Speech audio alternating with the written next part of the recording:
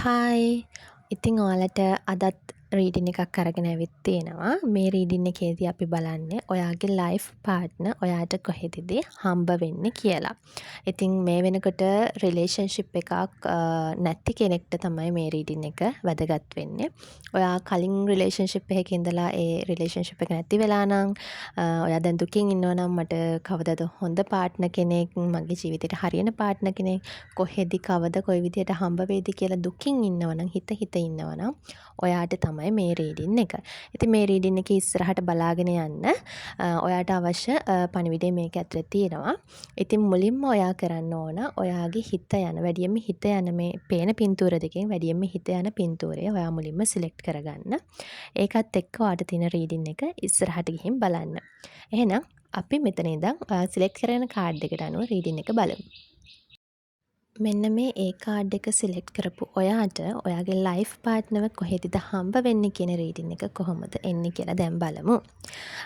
මේ කාඩ් එක සිලෙක්ට් කරපු ඔයාට ගොඩක් දුරට ඔයාගේ ලයිෆ් පාර්ට්නර්ව හම්බ වෙන්නේ ඔයාගේ ජීවිතේ නව ආරම්භයක් ගන්න තැනකදී කිව්වොත් හරි.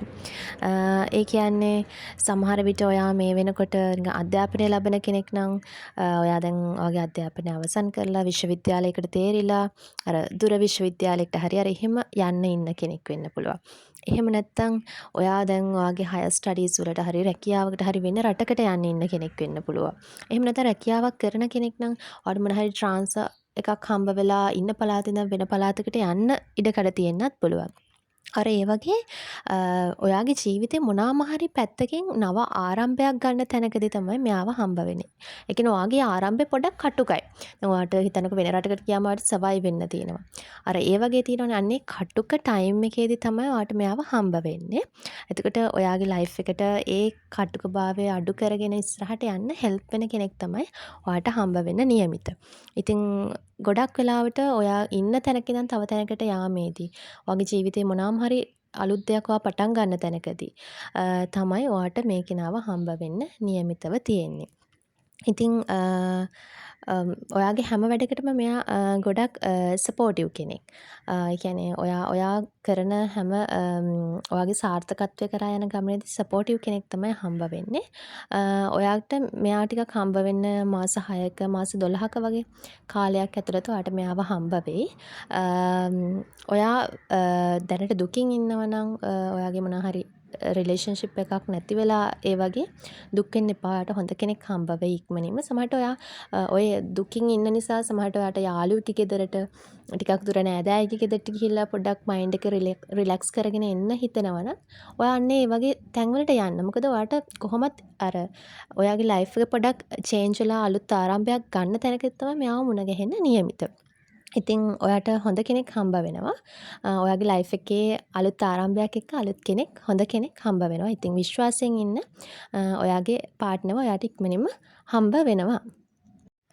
හරි මෙන්න මේ B කාඩ් එක සිලෙක්ට් කරපු ඔයාට එන රීඩින් එක අපි දැන් බලමු. ඔයාට ගත්තොත් එහෙම ඔයාගේ ලයිෆ් පාර්ට්නර්ව හම්බ වෙන්නේ හදිස්සි හමුවීමක් විදිහට වගේ තමයි හම්බ වෙන්නේ.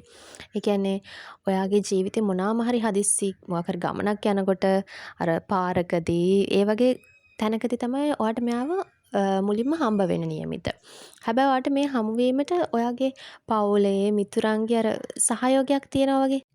සමහර විට පවුලේ ඔයාලා නෑදෑයෝ මිතුරන් අඳුරන කෙනෙක් වෙන්නත් පුළුවන්. හදිස්සි විවාහයකදී මොකක් හරි හදිසියේ පවුලේ තියෙන පොඩි පාටි එකකදී අන්න ඒ වගේ තමයි මෙයාව හම්බ වෙන්න නියමිත. කොහොම වුණත් හදිසියේ වගේ හමුවීමක් තමයි තියෙන්නේ. ඒ හම්බ වෙනවා වගේම ඔයාලගේ කියන්නේ ඔයාලට ඇති වෙන්නේත් හරි ස්ට්‍රෝං රිලේෂන්ෂිප් එකක්. මොකද ඔයාලගේ ප්‍රීවියස් එක්ස්පීරියන්ස් ඒ කියන්නේ ඔයාලගේ කලින් තිබිච්ච රිලේෂන්ෂිප් එක්ස්පීරියන්ස් එක ඔයාලා කියන්නේ ෆැමිලි එකට ගොඩක් ෆැමිලි ඔරියන්ටඩ් පර්සන් කෙනෙක් තමයි ඔයාට හම්බ වෙන්නේ. එතකොට ෆැමිලි එකත් බලාගෙන අර ඔයා හිතන ආරක්ෂාව සතුට ඔයාට එයා ළඟ තියෙනවා කියන දේ දැනෙනවා.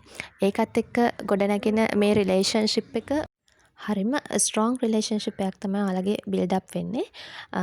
ඒක නිසා ඔයාලා ගොඩක් වෙලාවට ඔයාලගේ මැරේජ් එක හරි ඉක්මනින්. ඒ කියන්නේ ඔයාලා මුණ ගැහිලා ඔයාලගේ රිලේෂන්ෂිප් එක බිල්ඩ් අප් වෙලා කෙටි කාලයක් ඇතුළත වගේ ඔයාලට මැරේජ් එකකුත් පෙන්නුම් කරනවා. ඉතින් ඔයා පොඩ්ඩක් සැලකිලිමත් වෙන්න ඔයා ඔය යන හදිස්සි ගමන් ගැන. කොහොම වුණත් ඔයාට හදිස්සියේ ඇතිවෙන මොනවාම හරි සිද්ධියක් නිසා තමයි ඔයාට මේ ඔයාගේ පාර්ට්නර්ව හම්බ වෙන්න නියමිත. ඔයාගේ පාර්ට්නර්ව ඔයාට සති කිහිපයක් හෝ මාස 2ක් ඇතුළත වගේ හමු වෙන්න නියමිතයි. ඉතින් ඔයා අවස්ථාවන් ගැන පොඩ්ඩක් බලාගෙන ඉන්න. මොකද ඔයාට අනිවාර්යයෙන්ම මේ ටයිම් එක තුළ ඔයාගේ පාර්ට්නර්ව අනිවාර්යයෙන්ම මුණ ගැහෙනවා.